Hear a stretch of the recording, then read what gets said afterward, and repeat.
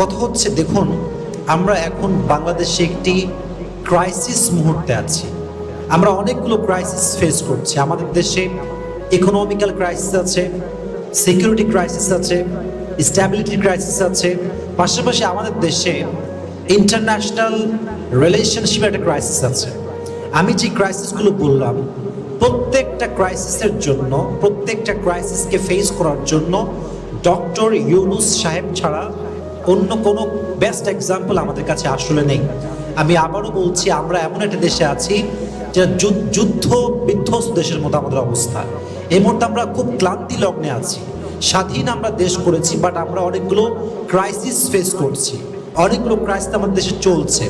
তো যদি আপনি এই ক্রাইসিসগুলো ফেস করতে চান, এগুলোর ব্যাপারে আপনি লড়তে চান, একজন যোগ্য ব্যক্তির দরকার। যুবক ভাইরা সবাই বলেন তো, আছে না নাই? আপনি ইকোনমিক্যাল ক্রাইসিস বলেন, আপনি সিকিউরিটি ক্রাইসিস বলেন, আপনি ইন্টারন্যাশনাল রিলেশনশিপের ক্রাইসিস বলেন, পাশাপাশি আপনারা সবাই জানেন যে আমাদের এই বাংলাদেশের প্রতি পাশের দেশ প্রতিবেশীর একটা শকুনের চোখ, একটা হানার চোখ যুবক ভাইরা আছে না নাই?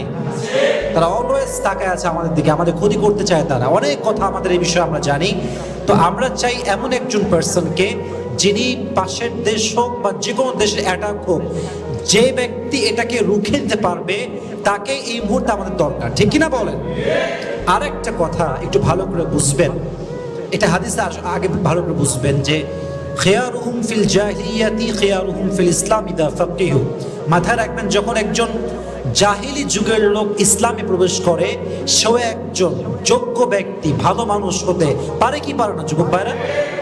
এই জন্য কাকে দিয়ে কোন কাজ হয়, কাকে দিয়ে আল্লাহ কোন কাজ করাবে, এটা আমরা কেউ জানি না। আমাদের জায়গা থেকে আমাদের দায়িত্ব হচ্ছে we have to appreciate them. যারা আছেন দায়িত্বে, তাদেরকে অ্যাপ্রিসিয়েট করে মোটিভেট করতে হবে, তাহলে এই জাতিকে আমরা নতুন সংস্কার করতে পারবো। ঠিক কিনা বলেন? আচ্ছা, ভালো করে বোঝেন, এখন যদি আমরা যারা ইসলামিক মাইন্ডের আছি, তারা যদি বিরুদ্ধে চলে যাই, মারামারি করি, এই সেই ইত্যাদি করি, তাহলে দেশে কিন্তু শান্তিতে থাকবে না এবং আমাদের ব্যাপারে একটা নেগেটিভিটি তৈরি হতে পারে। আপনি আপনার জায়গা থেকে দোয়া করেন, অ্যাপ্রিসিয়েট করেন। পাশাপাশি আপনি একটা জিনিস খুব ভালো করে বুঝবেন, আমাদের দেশ কিন্তু একটি ইমেজ সংকটে ভুগতেছে এবং পলিটিক্যাল যে ব্যাপারটা, কূটনৈতিক যে ব্যাপারটা অন্য দেশের সঙ্গে, যেমন মনে করেন ডক্টর ইউনূস সাহেবের ব্যাপারটা যদি আমি বলি, উনি এমন একজন গ্রহণযোগ্য ব্যক্তি, উনি এখন চাইলে এই মুহূর্তে আমেরিকার প্রধানমন্ত্রী কল দিতে পারবেন, তার সেই শক্তি আছে। উনি এখন চাইলে যুক্তরাষ্ট্রের যিনি মহাসচিব আছে, তাকে তিনি কল করতে পারবেন।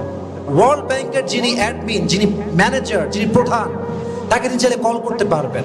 উনি এখন চাইলে হিলারি ক্লিন্টনকে কল দিতে পারবেন। উনি যখন যাকে চান, যে কোনো দেশের প্রধানমন্ত্রীকে রিচ করতে পারবেন।